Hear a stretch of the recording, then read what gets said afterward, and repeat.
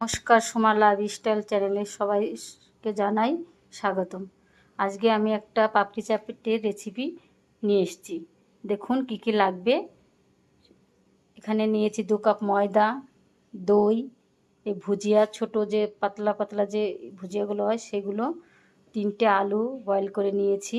লাগবে স্বাদ মতো নুন, স্বাদ মতো চিনি। এখানে ধনেপাতার এটা আমি চাটনি বানিয়ে নেব। আর এখানে লাগবে 2টো কাঁচা লঙ্কা, যাদের ভালো লাগে দেবেন লঙ্কা, আর বাচ্চারা খেলে এটা না দিলেও চলবে। আর একটুখানি লেবু দিতে হবে। আর এখানে আছে আনারটা দিতে হবে, উপর দিয়ে ছড়িয়ে দিতে হবে আনারটা। এইগুলো উপকরণ দিয়ে প্রথমে আমি এই ময়দাটা মেখে নেব। তেল দিয়ে, একটু সাদা তেল দিয়ে এটা ভালো করে ময়াম দিতে হবে। যত ময়ামটা ভালো হবে তত ভালো পাপড়িটা হবে। পাপড়ি চাটের যে পাপড়িটা হয় সেটা ভালো হবে, নাহলে মুচমুচে হবে না। তো এটা আমি মেখে